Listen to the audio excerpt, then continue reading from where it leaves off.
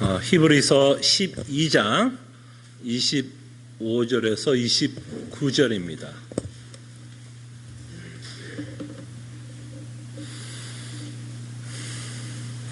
히브리서 12장 25절에서 29절 하나님의 말씀이 이러합니다. 너희는 삼가 말씀하신 일을 거역하지 말라. 땅에서 경고하신 일을 거역한 그들이 피하지 못하였거든. 하물며 하늘로부터 경고하신 일을 배반하는 우리가 보냐. 그때에는 그 소리가 땅을 진동하였거니와 이제는 약속하여 이르되 내가 또 한 번 땅만 아니라 하늘도 진동하리라 하셨느니라.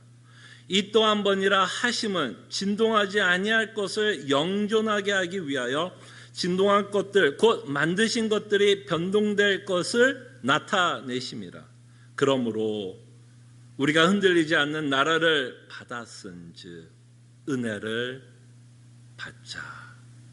이로 말미암아 경건함과 두려움으로 하나님을 기쁘시게 섬길지니 우리 하나님은 소멸하는 불이심이라. 아멘. 오늘은 신약에 살고 있는, 특별히 새 언약에 살고 있는 성도들에게 하나님이 경고하심을 통해서 우리에게 은혜의 말씀을 베풀고 계십니다. 제가 한 말씀에 좀 의아하지 않으세요?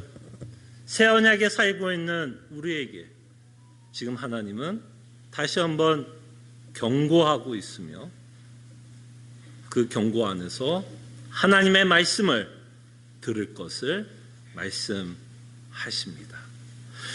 우리는 하나님이 경고하실 때 우리는 반드시 경청해야 합니다. 그래서 오늘 우리가 새 언약에 살아가고 있지만 여전히 하나님은 왜 경고하고 있으며 그 경고를 우리는 왜 들어야 하는 이유에 대해서 생각을 해보겠습니다. 자, 그럴 때 오늘 말씀은 지난주 구절과 연결이 됩니다. 그래서 지난주 구절을 여러분들이 좀 기억을 하시면서 말씀을 들으시면 오늘 말씀이 조금 더 도움이 될 거라 생각을 합니다. 자, 25절에 보면 경고라는 단어가 나오고 있는 것을 보게 됩니다. 그래서 25절 제가 다시 한번 좀 읽어드리면 너희는 삼가 말씀하신 일을 거역하지 말라. 땅에서 경고하신 일을 거역했다. 그죠? 거역한 그들이 피하지 못하였거든 이라고 말씀합니다. 자, 그럴 때 너희는 이 히브리서를 받고 있는 새 언약 가운데 살고 있는 성도들을 말씀하고 있습니다. 여러분과 저 그죠? 에게 말씀합니다. 그때 너희는 삼가 말씀하신 일을 거역하지 말라라고 말씀합니다. 하나님의 말씀을 거역하지 말라라고 말씀하면서 무엇을 거역하지 말라라고 말씀하냐면 경고를 거역하지 말 것을 말씀하십니다. 자, 그럴 때 이 히브리서 기자는 하나님의 말씀을 어떻게 대언하고 있는지를 생각해 보면 경고하신 일을 거역한 그들이, 자, 이 그들은 누굴까요, 여러분? 경고하신 일을 거역한 그들이 피하지 못하였거든이라고 말씀합니다. 하나님이 누구인가에게 경고를 했다라고 이야기를 했고, 그 말씀을, 그 경고의 말씀을 경청하지 아니한 자들은 그 경고에 의해서 피하지 못했다라고 말씀합니다. 무엇을 못 피했다라고 말씀하냐면 그 경고에 따른 심판을 피하지 못했다라고 말씀을 하십니다. 자, 그럴 때 이 그들은 누굴까요, 여러분? 그들이 피하지 못했다라고 말씀합니다. 조금 전에 제가 말씀드린 것처럼 이거는 지난주의 구절과 연결이 됩니다. 여기서 말하는 그들은 누굴까요? 시내산 앞에 직결된 이스라엘 민족을 말씀합니다. 여러분 기억나시나요? 시내산에서 출애굽기 19장에 보면 그들이, 이스라엘이 시내산 앞에 서 있습니다. 근데 그 광경이 어땠다라고 여러분 기억하시죠? 침침했고 나팔 소리가 났고 불이 타올랐고, 그래서 그들은 두려워했고, 그 두려운 나머지 하나님이 직접 나에게 말씀하는 것보다 모세야 당신을 통해서 나는 하나님의 말씀을 듣겠다라고 하는 하나님과의 인격적 교제를 거부하고 있고 하나님을 두려워하고 공포의 대상으로 이스라엘 민족은 삼고 있으며 또한 하나님은 그들에게 경고했습니다. 뭐라고 경고했죠? 짐승이라도 이 산에 올라오면 내가 침을 놓겠다, 죽여버리겠다라고 말씀합니다. 이 말을 통해서 너희들이 내 앞에 서게 되면 이 산에 오르는 순간 나는 너희들을 죽이겠다라고 경고를 합니다. 이 말씀을 통해서 우리는 무서운 사실을 보게 됩니다. 이 죄의 싹슨 사망이라는 것을 보게 됩니다. 그죠? 그럴 때 이 시내산 앞에 선 이스라엘의 문제가 여전히 해결이 되지 않았다라는 것을 보게 됩니다. 그들은 분명히 애굽에서 나왔죠. 더 이상 노예는 아니었습니다. 어떤 정치적인 거에선 해방을 받았을지는 모르지만 그들의 죄의 문제는 해결되지는 않았어요. 그래서 그들은 하나님께 나갈 수 없었습니다. 나갔다는 죽어요. 그래서 담대히 하나님께 나가기보다는 그들은 두려워하고 떨었습니다. 그렇게 죄를 지었던 이스라엘 민족에게 경고하며 죄의 싹은 사망이라는 것을 선포하고 그러면서 이 히브리서 기자는 뭐라 그러죠? 이들이 하나님의 경고를 피하지 못하였다라고 말씀합니다. 이 말은 뭘까요, 여러분? 하나님이 끊임없이 그들을 심판하셨다라는 겁니다. 그때 여러분 출애굽기 이후에 하나님이 크게 심판했던 내용들을 보게 됩니다. 그 중에 하나가 여러분들이 잘 아는 바벨론의 사건을 기억해 주십시오. 죄의 삭은 사망이라는 것을 우리에게 직접적으로 이스라엘의 역사를 통해서 보여주고 있고 하나님은 또 작은 전쟁들을 통해서 사사기 한번 보세요. 그들이 하나님의 말씀을 잘 듣고 있을 땐 사사를 세워서 전쟁에서 이기게 하지만 또한 이스라엘 민족이 패역하고 하나님의 뜻에 따라 살지 않을 땐 또 어떤 일이 벌어져요? 또 전쟁이 일어납니다. 끊임없이 하나님이 경고하였거든. 너는 내 말씀을 순종하며 살아야 할 것을 끊임없이 말했고 경고했음에도 불구하고 이들은 지키지 못하였고 하나님은 이들을 심판했다는 겁니다. 이렇듯 하나님의 경고를 무시하면 하나님의 심판을 피할 수 없다라는 것을 우리에게 말씀합니다. 근데 참 특이한 것은요, 시내산에서 경고를 생각해 보면 하나님은 이들을 땅에서 심판을 하고 있는 모습을 보게 되지만 참 특이한 일이 계속해서 반복이 됩니다.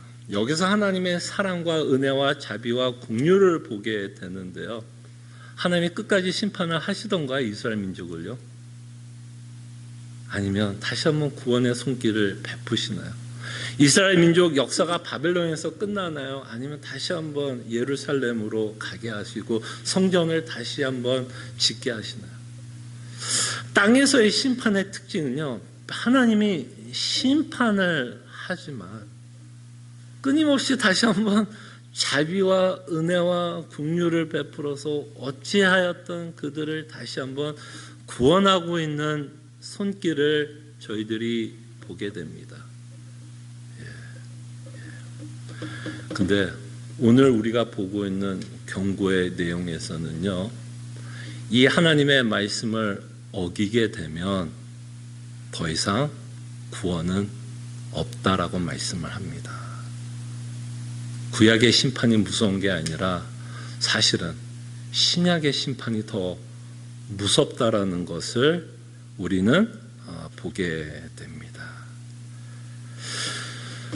그럴 때 이 땅에서의 심판과 히브리서는 다시 한번 비교하고 대조하고 있는 내용을 보게 되는데요. 25절 중간에 보면 하물며 비교하고 있죠.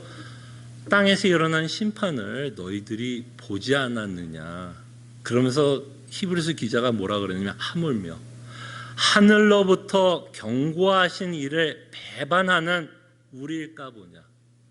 땅에서도 이스라엘 민족이 하나님의 경고를 듣지 않았다면, 하나님께 심판을 받았다면, 하늘에서 경고하는 말씀을 거역한다면 어떻게 되겠느냐? 당연히 심판을 받는다라고 말씀을 합니다. 누구도 피할 수 없다라고 히브리서 기자는 말씀합니다. 그때 하늘로부터 경고하신 이 누구를 뜻하는 걸까요? 이 하늘에서 경고하신 이 누구일까요? 끊임없이 히브리서의 가장 큰 주인공은 아들이신 예수 그리스도입니다. 지금 예수님이 어디 계시죠? 부활 승천하시며, 히브리서는 끊임없이 하나님 어디에, 하나님 우편에 앉아 계시다라고 말씀합니다. 그죠? 그러면서 하늘에서 경고하신 이는, 우리가 히브리서의 전체 맥락을 통해서도, 문맥을 통해서도 예수님이 경고하고 있다라고 말씀을 합니다. 왜 예수님이 경고가 구약의 하나님이 경고했던 것보다 더 무서우냐면요, 우리가 히브리서 1장을 여러분들이 기억을 하시면 이 마지막 때에는 누구를 통해서 말씀하고 있느냐면 아들을 통해서 말씀하셨습니다. 그러니까 아들 위에는 더 이상 메시지가 없게 돼요. 다시 말씀드리면, 이 아들을 무시하면 내가 너에게 더 이상 베풀 수 있는 은혜와 사랑과 긍휼은 없다라는 겁니다. 그전에 이사야를 무시했고, 예레미야를 무시했고, 다니엘을 무시했어도 끊임없이 예수님이 오실 것이기 때문에 회복할 수 있는 기회가 있었는지 몰라도, 이제는 이 아들을 거역하고 나서는 더 이상 구원의 손길은 없다라고 하나님은 말씀하십니다. 그런 의미에서 신약의 경고는 구약의 경고보다 더 무서운 것을 보게 됩니다. 더 이상 기회가 없기 때문입니다. 그래서 성경은 지금은 무슨 시대라고 말하면 은혜의 시대라고 말씀하는 거예요. 이 은혜의 시대가 끝나면 더 이상 구원할 기회는 없다라는 겁니다. 자, 그럴 때 심판의 내용이 뭘까요, 여러분? 심판의 내용. 자, 그럴 때 예수님이 심판을 하실 것을 말씀하고 있다면, 이 심판의 내용이 뭐라고 기록되어 있냐면 26절에 보면, 그때는 이 하늘이 무너지는 이제 때가 올 텐데, 그때는 26절에 보면 땅이 진동할 것을 말씀하십니다. 땅이 진동한대요. 자, 26절에 보면 그때는 언제예요? 하늘로부터 경고하신 이를 배반하는 우리가 보냐라고 얘기해서, 이 하늘에서 경고하신 분이 심판하는 그 날에는 어떤 일이 벌어질 때 말씀하냐, 그때는 그 소리가 땅을 진동하였거니와. 뭐를 연상해요? 신해산이 연상되지 않으세요? 뭔가 땅의 심판. 이 땅의 심판에 가장 무서웠던 심판의 내용은 뭐였을까요? 하나님이 이스라엘 민족에게 심판의 내용, 가장 무섭게 그들을 심판했던 도구가 뭐였나요? 전쟁이었습니다. 전쟁이죠. 여러분, 인생이 살아가면서 전쟁보다 더 끔찍한 일이 있을까요? 어떤 분이 그러더라고요. 나이 드신 분들은 이렇게 표현을 합니다. 아니, 지금 상황이 뭐가 그렇게 힘드냐라고 이야기를 하더라고요. 한 70 정도 넘으면 이 상황이 뭐가 힘드냐. 왜 그분이 그렇게 이야기할까요? 그분은 뭐를 겪었기 때문에, 전쟁을 겪었기 때문에, 진짜 배고팠기 때문에, 그 전쟁이 있는 참혹함을 맛봤기 때문에 다들 뭐 팬데믹 하지만 이게 왜 그렇게 힘든지를 모르겠다고 얘기하시는 분들 있더라고요. 이 이스라엘은 땅이 진동했다라는 이 말에는 전쟁을 통해서 하나님은 끊임없이 심판을 했다라고 말씀하는데, 이 예수님이 심판하는 내용은 이 땅만 흔들리는 것이 아니라고 말씀합니다. 이게 무서운 거예요. 자, 26절에 보면 그때는 그 소리가 땅을 진동하였거니와 이제는 약속하여 이르되. 자, 이제는 약속을 한다고 말합니다. 이 약속은 무슨 약속이냐면, 예수님의 경고를 너희들이 무시하게 되면 어떤 일이 벌어질 거에 대해서 히브리서 기자가 말씀을 하는 겁니다. 이제는 약속하여 이르되 내가 또 한 번 땅만 아니라 하늘도 진동하리라 하셨느니라. 자, 이럴 때 약속하여 이른다라는 이 말은 학계 2장을 인용하고 있는 내용이에요. 학계는 구약의 선지자 중에 하나죠. 선지자들이 했던 여러 가지 사역 중에 하나가 뭐예요? 하나님의 계획을 이들을 통해서 우리에게 전해줍니다. 그때 학계를 통해서 하나님이 어떤 약속을 하고 있는지를 보게 되는 거죠. 어떤 일을 계획하고 있는 것을 보게 되죠. 학계를 통해서 지금 뭐라고 말씀하냐면 내가 땅만을 진동시킨 게 아니라 땅하고 한 번 더 진동을 시킬 거라 말합니다. 지금까지 너희들이 하나님을 지키지 않아 이스라엘 백성이 땅만 안에서 땅에서만 진동함이 있고 심판이 있었다면 앞으로 이거보다 더 큰 진동함이 있을 거다라고 말씀을 합니다. 더 무서운 하나님의 심판이 있을 것을 말씀합니다. 그러면서 뭐라고 그러냐면 하늘도 진동할 거라고 말씀합니다. 물론 비유적인 표현이겠지만 이 땅과 하늘이 다 진동할 것을 말씀합니다. 무엇을 말씀하는 걸까요? 지금 이 히브리서 기자는 무엇을 염두하면서 지금 우리에게 말씀하나요? 예수님의 재림 때, 예수님이 재림할 때 있을 영원한 심판에 관해서 말씀합니다. 자, 그럴 때 이제는 약속하여 이르되, 지금 학계를 인용하면서 히브리서 기자가 말씀하고 있는데요. 이제는 약속하여 이르되, 이게 무슨 말일까요? 약속이라는 말은 보통 우리가 어떨 때 사용하죠? 앞으로 있을 일에 대한 다짐 아니에요. 내가 너 뭐 사줄게. 사준 거야, 안 사준 거야?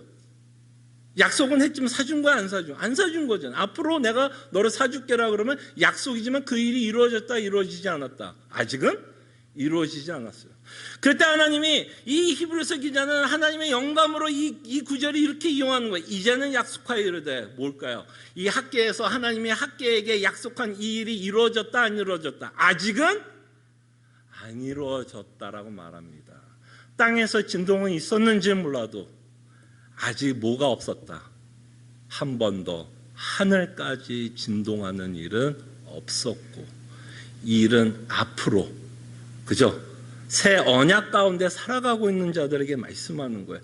앞으로 이 일은 반드시 있을 것을 말씀하고 있습니다.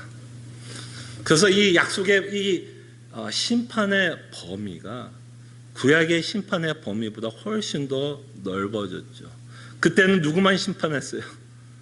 이스라엘 민족만 심판했죠. 그리고 이스라엘은 작은 동네에서, 그죠? 여러분 지구본 한번 펴세요. 이 성경에 쓰여져 있는 동네 지역이요, 별로 안 커요.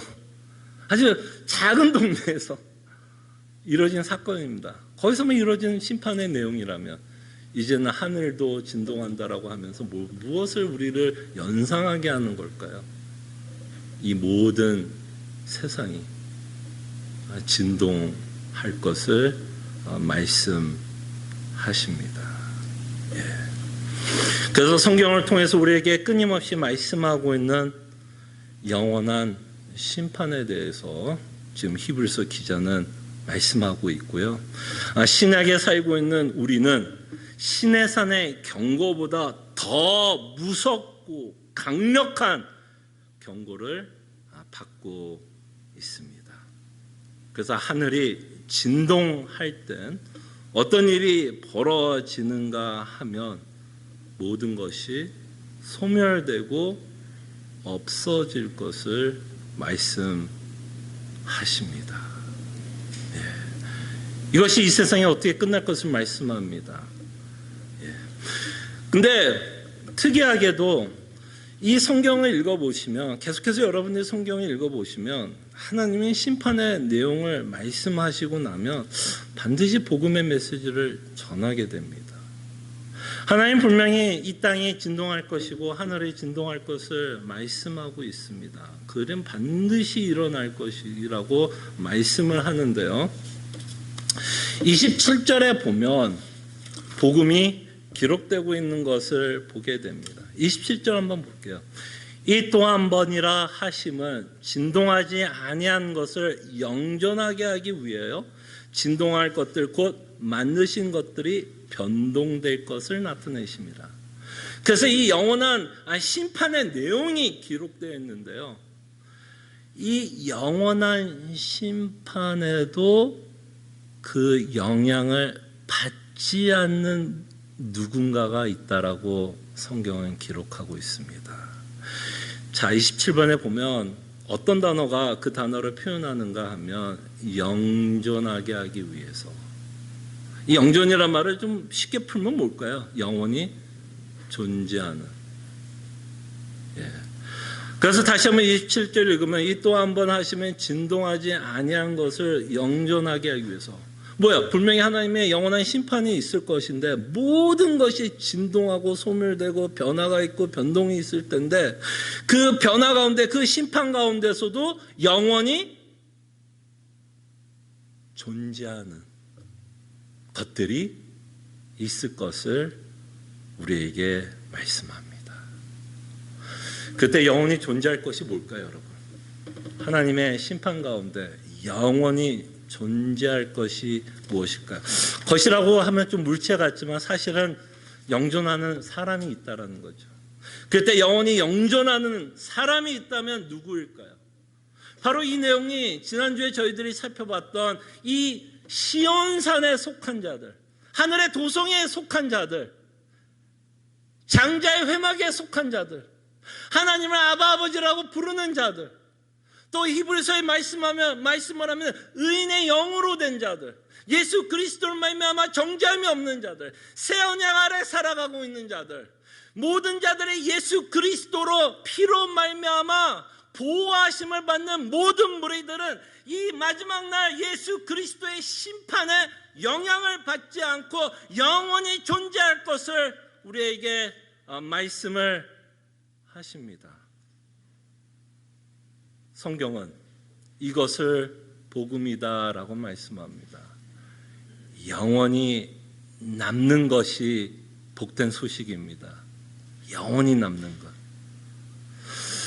그래서 오늘 이 본문을 통해서 하나님이 우리에게 경고하고 있는데요. 이 경고의 메시지를 통해서 하나님은 우리에게 어마어마한 은혜의 메시지를 사실은 전하고 있습니다.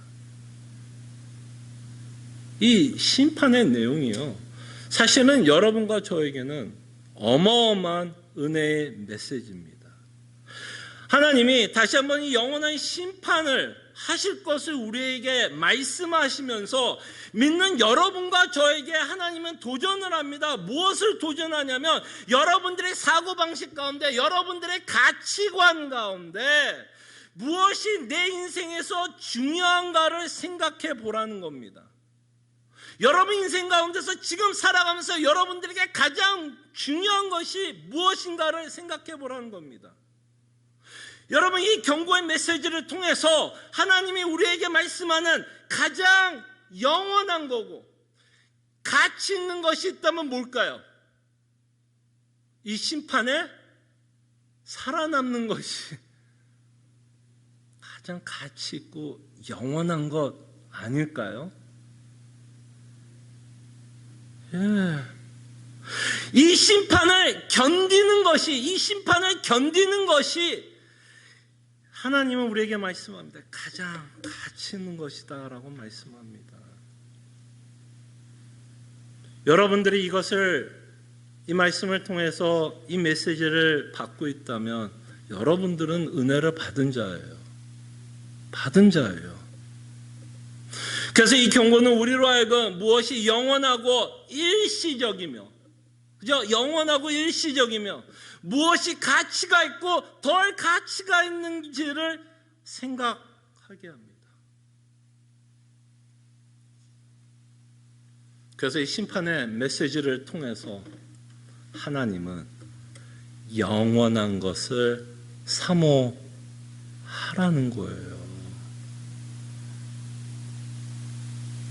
이 심판을 통해서 분명히 내가 다 없애버릴 것인데, 심판을 할 건데, 그 심판 가운데서도 살아있는 사람들이 있을 것인데, 이것이 가장 중요한 거고, 이것이 가장 가치 있는 내용이 아니냐라고 우리에게 도전을 합니다.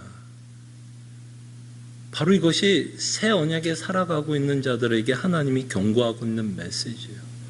이 경고를 통해서 여러분들에게 두려움을 주고, 와, 예수님 믿고 있는데 뭐 우리가 또 심판을 받아, 이 내용이 아니라 이미 말씀드렸잖아요. 우리는 정죄함이 없어요. 그러나 이 영원한 심판은 다시 한번 이 경고의 내용을 통해서 우리로 생각하게 합니다. 무엇이 더 중요한가?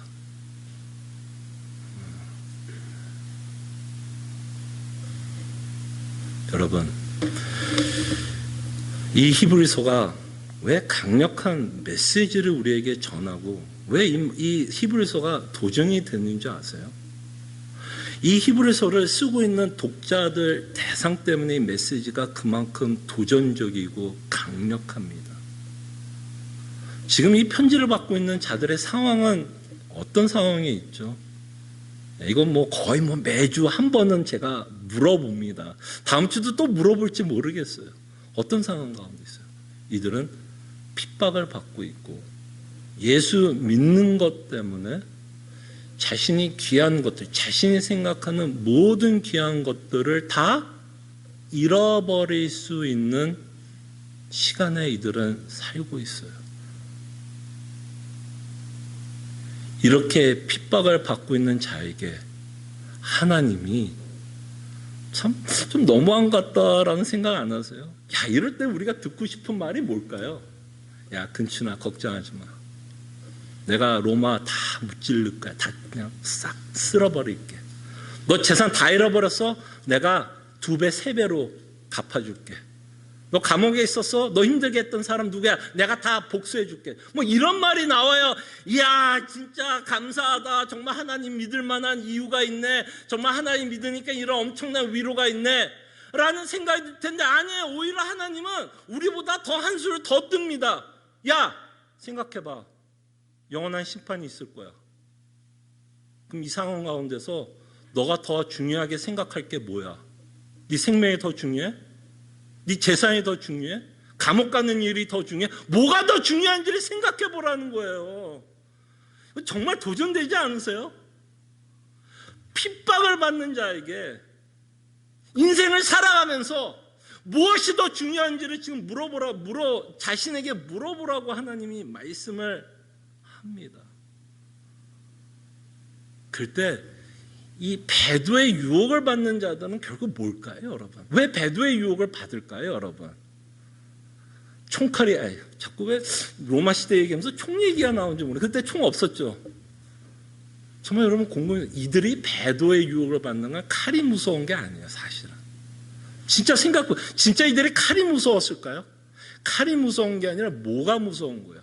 그 칼 때문에 내 생명, 내가 그토록 귀중하게 여겼던 재산, 내가 그토록 귀중하게 여겼던 형제, 내가 그토록 귀중하게 여겼던 부모를 잃어버릴 것이 두려운 거고, 그것이 예수님 믿는 것보다는 더 가치 있게 여기기 때문에 칼이 무서웠던 겁니다.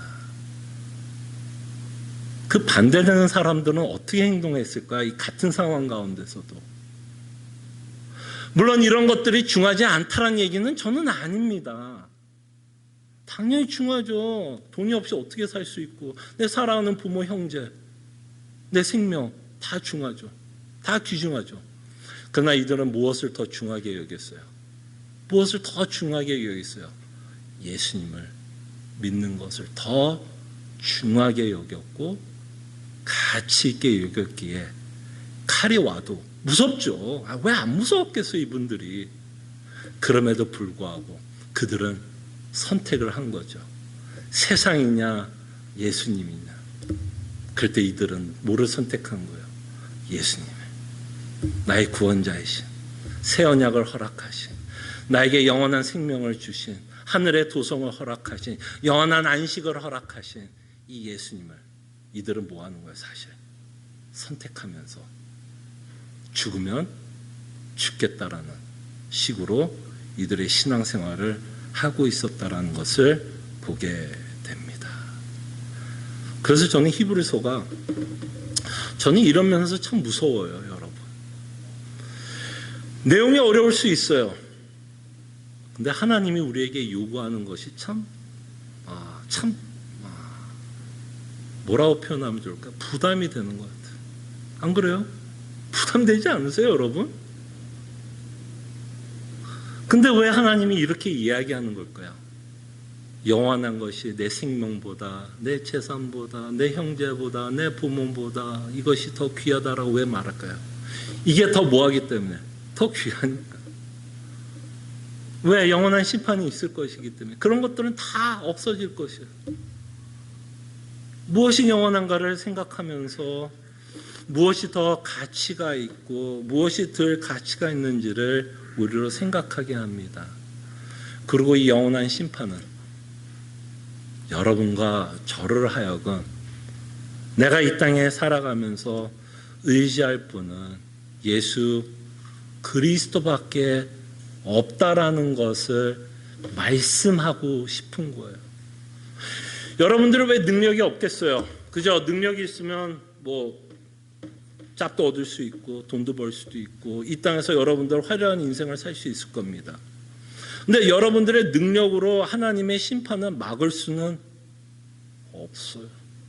이 땅에서 부귀영화는 누릴 수 있을지 모르겠어요. 여러분들이 가고 싶은 곳 갈 수 있을지 모르겠어요. 여러분들이 살고 싶은 집 살 수 있을지 모르겠어요. 여러분들이 하고 싶은 취미생활, 여러분들의 꿈은 이 땅에서 여러분들의 능력이 있어서 이룰 수는 있고 누릴 수는 있을지 모르겠으나 여러분들의 능력으로 하나님의 심판은 막을 수는 없어요. 막을 수는 없어요. 막을 수는 없어요. 그렇기에 다시 한번 히브리서 기자는 이 하나님의 영원한 심판을 통해서 결국에 내가 의지할 분은 나의 참된 소망은 내 참된 위로와 기쁨은 예수님 밖에 없다라고 말씀하고 싶어서 이 경고의 메시지를 우리에게 전합니다. 그리고 아까 말씀드린 것처럼 만약에 예수님을 배도한다면 당연히 어떻게 될까요? 땅에서도 하나님이 심판을 모면하지 못했는데 예수 그리스도를 배반한다면 하늘의 영원한 심판을 모면할 수는 없습니다. 그렇기에 이들에게 뭐라고 말씀하는 걸까요? 너희들이 아무리 힘든 상황 안에 있어도 끊임없이 예수 그리스도를 믿고 믿음의 경주를 할 것을 우리에게 말씀하십니다. 이분들은 어떤 의미에서 적극적인 고난을 좀 받고 있다라고 말씀할 수 있겠죠. 예수 그리스도를 믿는 것, 본인이 믿는 것 때문에 그들은 적극적으로 심판을 받고 고난 가운데 있습니다. 근데 우리는 그렇지 않잖아요, 여러분. 뭐 그렇다고 우리가 뭐 이 핍박받기 위해서 어떻게 뭐 저기 중동 같은 데 가요, 다? 이들처럼 살기 위해서 어딘가 떠나서 핍박받아요? 우리의 삶의 터전이 여기 있는데 핍박을 받지 않는 우리에게는 이 말씀이 어떻게 우리에게 전달이 될까를 생각해 봤을 때 우리는 적극적인 고난은 받지 않더라도 소극적인 고난은 끊임없이 받습니다. 그저 우리가 이 땅에 살아가는 것 때문에 여러분들의 죄성을 갖고 살아가는 것 때문에 우리는 이 땅에서 자동적으로 또 자연스럽게 고난을 당하게 됩니다. 이건 여러분들이 자처하지 않더라도 그냥 살아가는 인생이기 때문에 우리는 고난을 받습니다.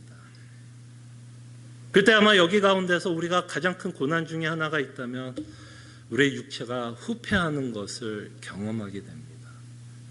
그죠? 이거 고난이 아니라고 말할 수 있나요, 여러분? 핍박은 아니죠, 물론. 근데 이게 고난이 아니라고 말할 수는 없을 겁니다. 여러분들이 육체가 후패하는 걸 봤을 때 여러분 기쁘세요? 할렐루야 찬송이 막 절로 나옵니까? 심장이 아프고 암이 걸려 수술을 해야 될 것 같고 키모를 받아야 될 것 같고 지병이 있고 당뇨가 있고 혈압이 있고 콜레스테롤이 높을 때 할렐루야 찬송이 나오던가요? 아니면 그 후패해가고 있는 내 몸을 보면서 실망하고 절망하게 되고 때때로는 분노하게 되고 서글프고 그러십니까? 그런 느낌 받지 않으세요? 근데 여러분, 몸이 후퇴하는 것을 보면서 우리는 좀 이런 생각을 해봤으면 좋겠어요. 어떻게 하면 건강해질까를 고민하십시오. 여러분, 몸이 후퇴할 때 의사 찾아가십시오. 당연히 찾아가야죠. 그죠? 근데 여러분, 몸이 후퇴할 때 한번 그 생각을 한번 해보세요. 영원한 심판은 얼마나 더 두려울까를 한번 생각해 보세요. 여러분들이 몸이 후퇴하는 것 때문에 그 두려움은 알잖아요. 그죠? 그 두렵다는 거 알죠? 근데 성경에서는 몸이 후퇴하는 것보다 영원한 심판이 더 무서울 거라고 말씀을 합니다. 지금 내가 그런 공포를 느낀다면 와, 영원한 심판은 어떨까? 이거보다 더 공포스러울 것을 성경은 말씀하십니다. 그때 여러분들이 당하는 고난을 낭비하지 마십시오. 그저 힘들기 때문에 나는 왜 내 인생은 그냥 이럴까에 대한 불평, 불만, 자기 연민, 또 이 문제를 해결해서 좋은 의사 만나는 것으로만 끝내지 마시고 내 몸이 후퇴하는 것처럼 영원한 심판이 있을 거고 그 영원한 심판이 있을 때 내가 지금 느끼는 이 공포와 두려움보다 이 영원한 심판이 더 무서울 것이다 라고 성경은 말씀하고 있다면 다시 한번 여러분들의 몸이 후퇴하는 것을 통해서 그저 그 문제를 해결하는 것으로만 생각하는 게 아니라 정말 이때 예수님 잘 믿어야겠구나.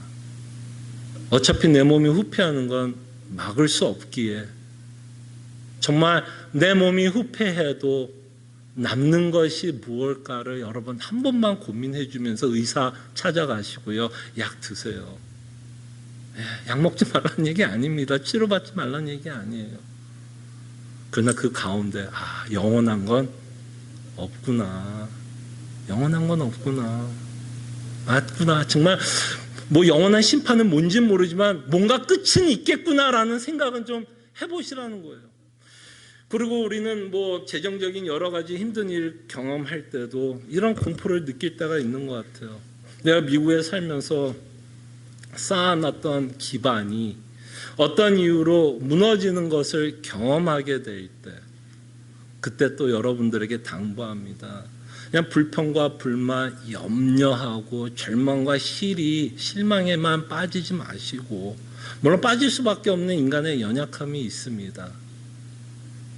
그러나 우리가 쌓아놓은 그 공든탑이 무너지는 것을 보았을 때에 실에만 빠지지 마시고 이렇게 무너지는 것처럼 하나님의 영원한 심판이 있구나.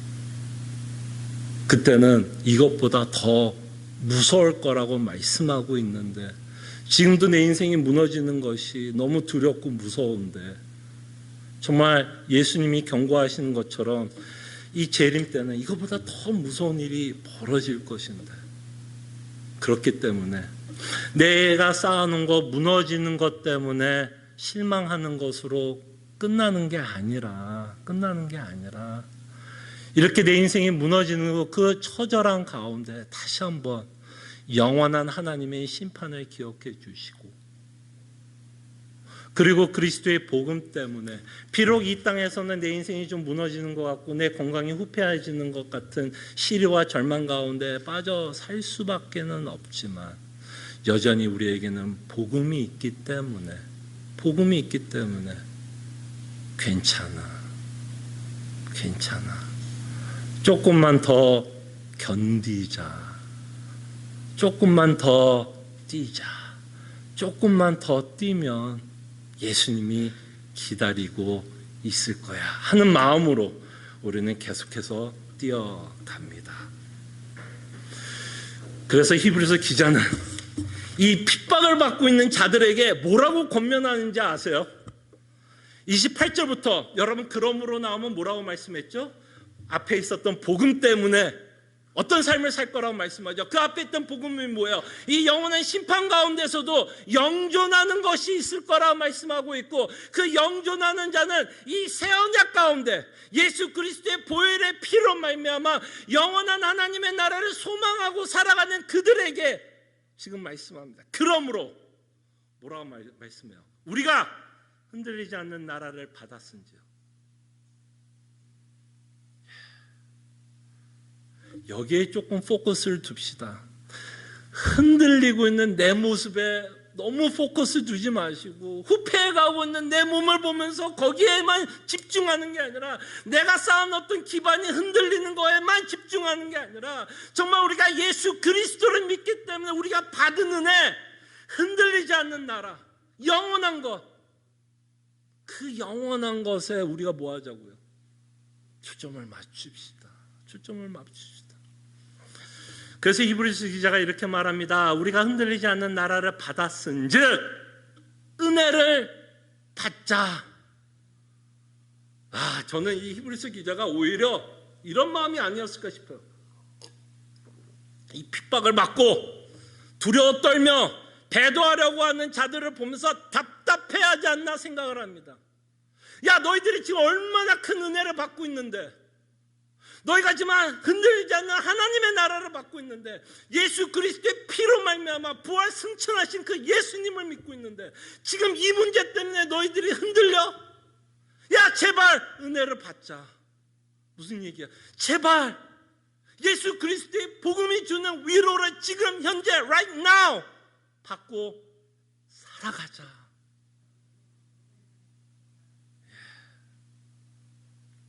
근데 저는 여러분과 저에게 도전을 주기를 원합니다.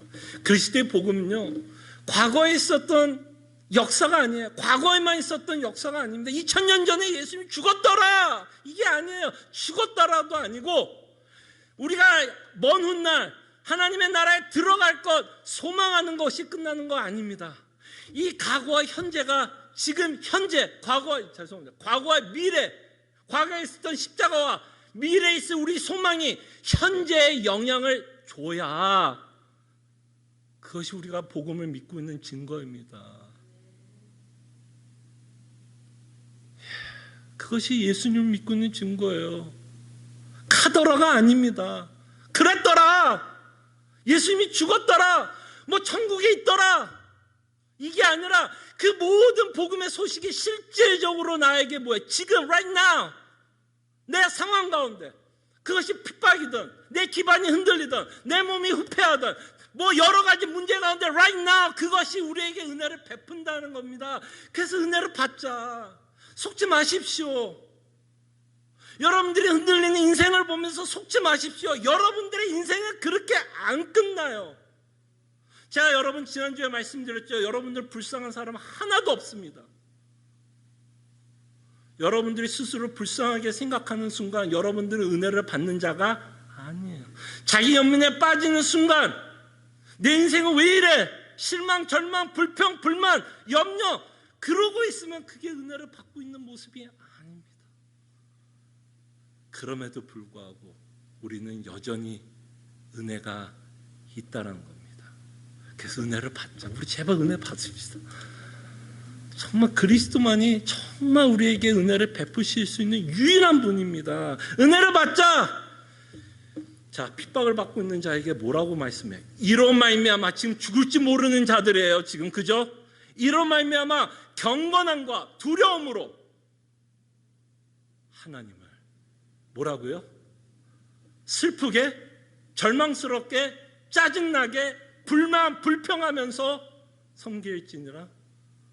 아니요, 하나님을 기쁘시게 섬길 징이. 이 말씀은 저에게 이렇게 들립니다. 복음의 위력이 대단하다라는 거예요. 이 말은 핍박을 받는 가운데서도 복음은 우리가 하나님을 기쁘시게 섬길 수 있는 능력을 갖고 있다라는 것 아닙니까? 그렇기 때문에 이 복음을 믿고 있는 자들에게, 야, 너 핍박받아서 얼마나 힘들어. 야, 네 인생 진짜 안 좋다. 너 어쩌다가 예수님 믿어가지고 너가 그토록 그 사놨던 거 다 잃어버리고 감옥에도 갈 수 있고 너 너무 안 됐다라고 얘기하지 않고 오히려 뭐라 그래요? 오히려 뭐라 그래요? 하나님을 기쁘시게. 네가 지금 이 상황에서도 충분히 하나님을 기쁘시게 섬길 수 있다라는 겁니다. 저는 이것이 저도 마찬가지로 여러분들도 마찬가지로 정말 지금 그리스도가 주시는 그 은혜, 그 복음이 지금 우리에게 정말 실제적으로 다가왔으면 좋겠어요.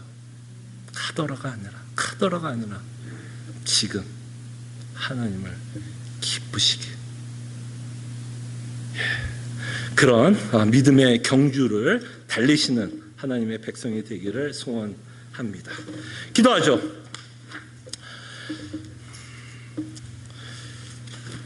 신약에 살고 있는 우리에게 여전히 하나님은 경고하는데, 이 경고가 우리를 정죄하는 경고가 아니라 하나님의 마지막으로 약속하고 있는 것이 있고 계획하는 것이 있는데, 그건 영원한 심판이 있기 때문에 이 영원한 심판 가운데서 우리가 살아남을 수 있는 유일한 방법이 무엇인가를 우리에게 제시합니다. 그럴 때 예수 그리스도의 복음이다라고 말씀할 때에 우리가 다시 한번 이 경고를 통해서 무엇이 영원한가를 우리가 한번 깊이 묵상해 봤으면 좋겠고, 그렇기 때문에 우리는 그리스도의 복음 외에는 살 수 없는 자라는 것을 고백할 수 있는 성도가 될 수 있도록 함께 기도했으면 합니다. 기도하죠.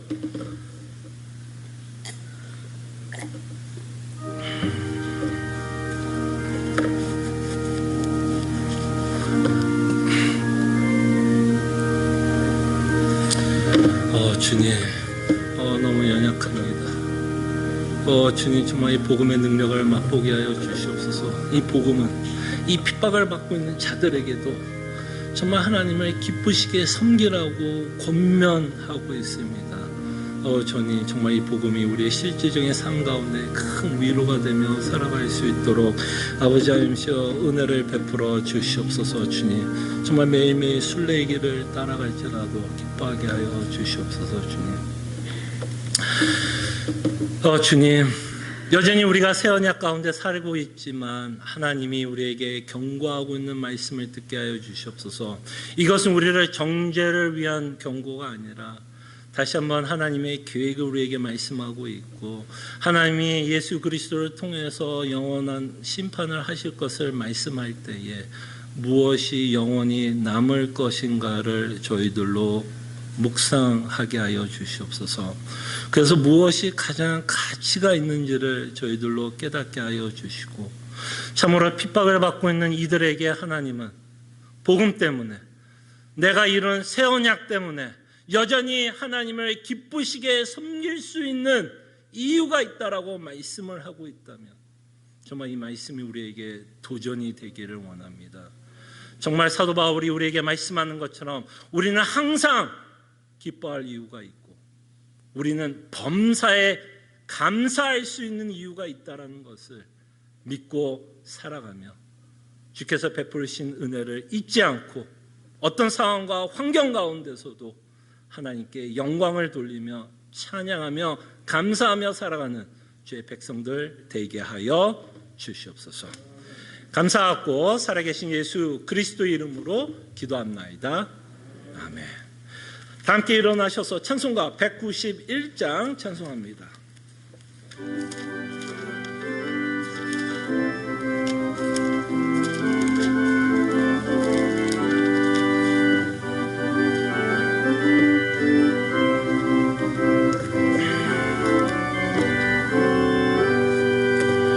내가 매일 기쁘게 순례의 길 행함은 주의 팔을 나를 안보함이요, 내가 주의 큰 복을 받는 참된 비결은 주의 영이 함께함이라. 성령이 계시네, 할렐루야 함께하시네. 좁은 길을 걸으며 밤낮 기뻐하는 것 주의 영이 함께함이라. 전에 죄에 빠져서 평안함이 없을 때 예수 십자가의 공로 힘입어 그 발 아래 엎드려 참된 평화 얻음은 주의 영이 함께함이라. 성령이 계시네, 할렐루야 함께하시네. 좁은 길을 걸으며 밤낮 기뻐하는 것 주의 영이 함께함이라. 나와 동행하시고 모든 염려하시니 나는 숲의 새와 같이 기쁘다. 내가 기쁜 마음으로 주의 뜻을 행함은 주의 영이 함께함이라. 성령이 계시네 할렐루야 함께하시네. 좁은 길을 걸으며 밤낮 기뻐하는 것 주의 영이 함께함이라. 세상 모든 욕망과 나의 모든 영역은 십자가에 이미 못을 박았네.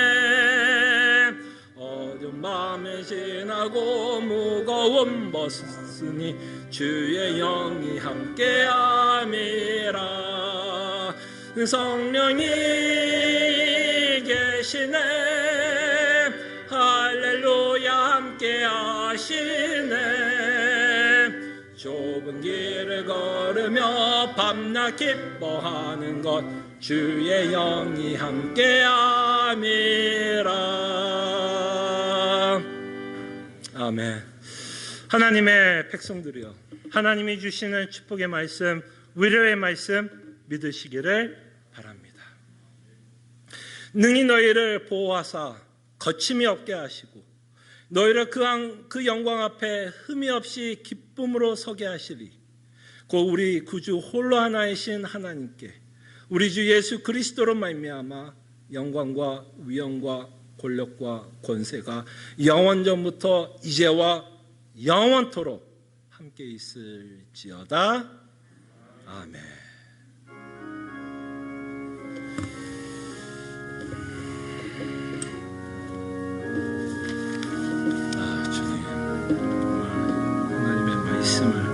끊임없이 믿고 살아가는 주의 백성들 되게 하여 주시옵소서.